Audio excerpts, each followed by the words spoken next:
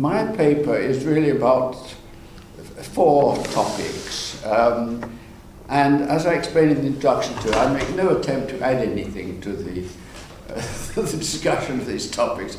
All my interest has been entirely to try to tease out what I think are crucial value judgments in certain areas of economic policy that have a bearing on valuation of life or risk to life, and confront these value judgments, because I have the view, I presume most people, everybody shares the view, I hope, unless you're hardline, fully paid up utilitarian. I take the view that there are plural values and there are no scientific precise way of trading them off, and in economic policy you have to learn to tease them out, see what they are, and weigh up the conflicts, and there's no scientific way of adjudicating between conflicting value judgments.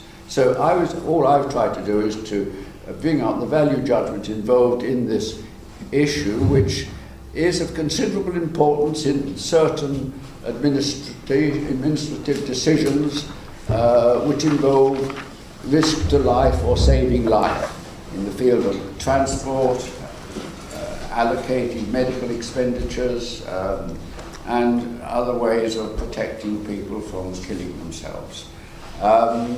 So I wanted to start off by explaining why I think it is important to make this distinction between, on the one hand, the value of life, and on the other hand, the value of risk to life. And the point I want to make is that these two concepts are totally different. There is no point in trying to put a price on life. Life does not have a price, whereas there is a point, a lot of point, in putting a price on risk to life or safety. As I think I say in the beginning of my paper, there are a lot of things in life which don't have a price, and one of them is death. And the reason that it encapsulated beautifully, characteristically, in something that Kant says in the groundwork of the metaphysics of morals, and I think I quote it somewhere. I'm afraid there are a few typos and mix-ups in my paper, but basically what he says is, I think I've got it. In the kingdom of ends, everything has either a price or a dignity. If it has a price, something else can be put in its place as an equivalent. If it is exalted above price and so admits of no equivalent, then it has a dignity. And life is, I think, par excellence, an example of something which has a dignity and doesn't have a price. There is nothing you can put in its place. There is no equivalent, whereas risk to life is a different matter. You can live with different degrees of risk to life, and one risk of life you may be able to accept something in compensation for living, continuing to live with a greater risk to life, or you may be prepared to pay something to have reduced risk to life. So there are equivalences, trade you can make, which will leave you at the same point on your utility function or preference ordering, whatever one calls it nowadays. Whereas death, there isn't any equivalent. There's no, when you're dead, you don't exist. One can't compare different situations. As Nagel puts it in one of his pieces, you wouldn't say, poor old Shakespeare, he's been dead a lot longer than Proust. The comparison between different states of non-existence are meaningless. So, what does one do then in practice, in policies? They're usually concerned with, as I said, with measuring risk to life. And there are basically two methods used. to attach a price to how much people are prepared to pay, a willingness to pay, to reduce risk to life, or how much they would accept as compensation for an increased risk in life. In other words, you have the good old economic concepts of preference orders or indifference curves or whatever you like, and there are Kantian equivalencies. Oh, I thought you were going to say that I'd really reached my time. No. Okay. And there are basically two methods of estimating how much value people attach to risk to life. One is you just go and ask them questions.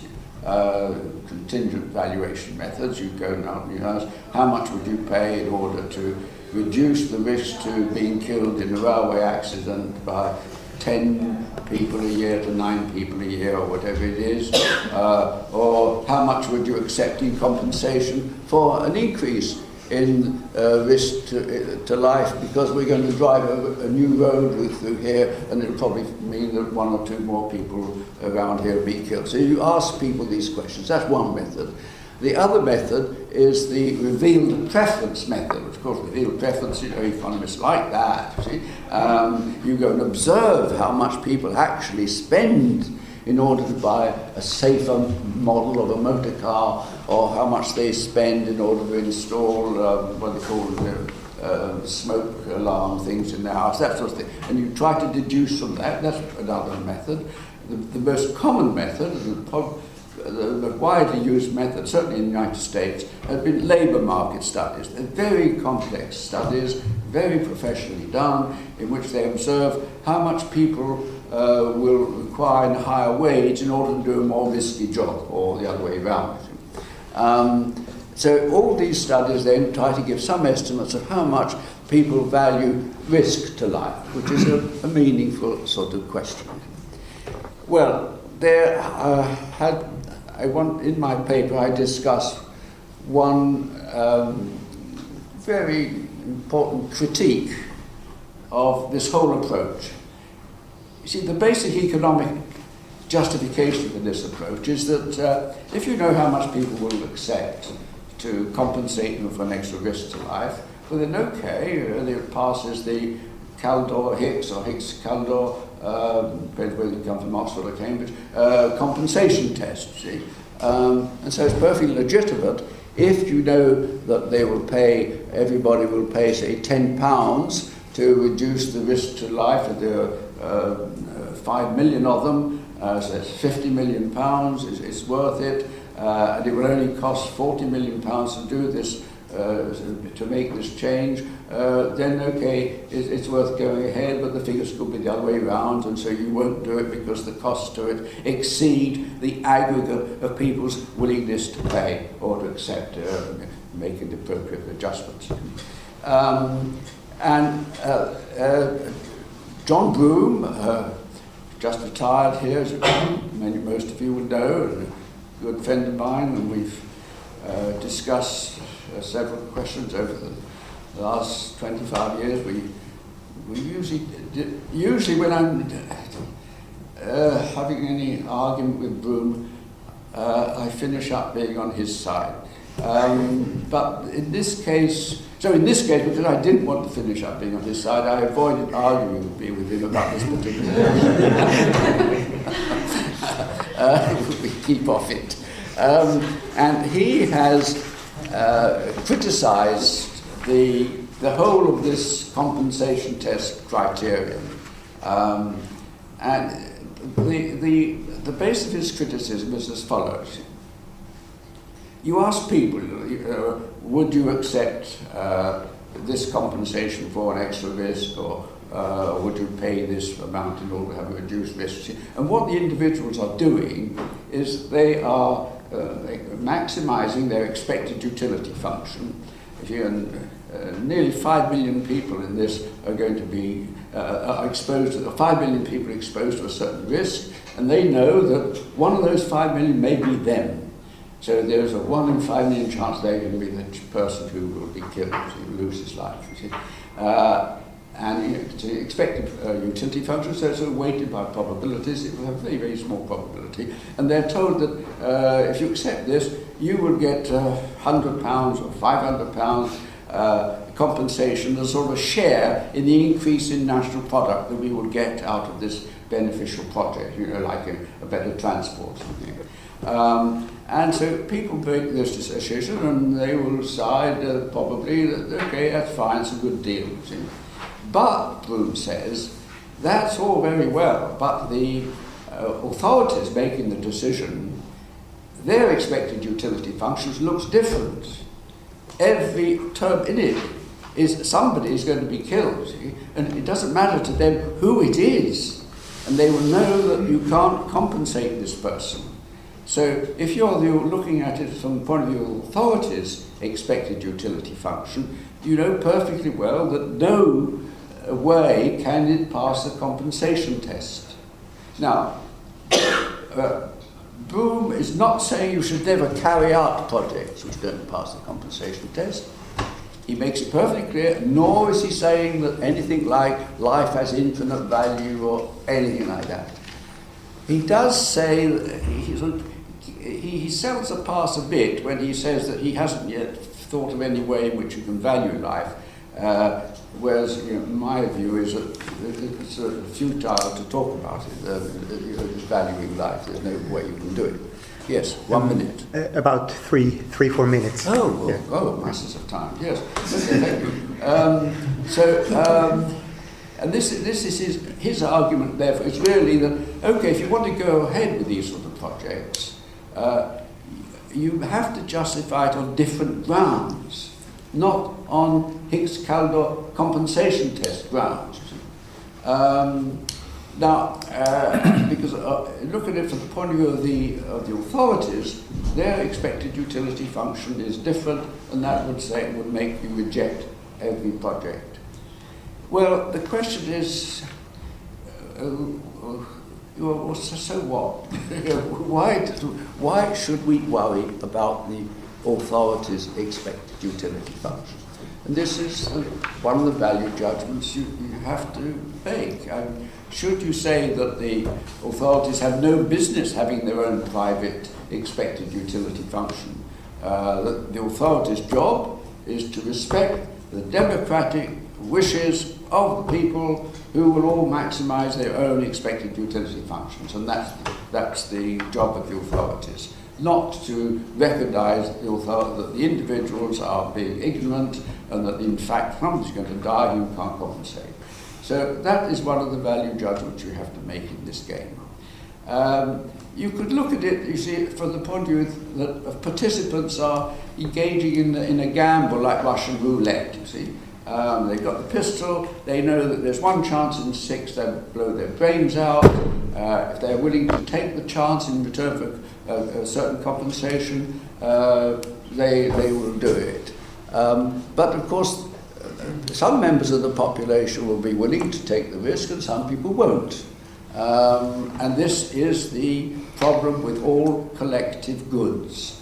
That brings me to my last point, and that's what Sunstein, he doesn't know it, but Sunstein's now my unofficial, unpaid research assistant, because I can't read much. I leave it to Sunstein to read everything, and he's bound to write an article about it in the New York Review of Books, summarising half a dozen books, and so, okay, I didn't bother to do it myself. But anyway, according to Sunstein, who's written a book on this subject, of course, an extremely interesting book, he thinks that this is the big next problem in the analysis of valuation of life, is how far you should distinguish between different projects and people's willingness to spend on different projects.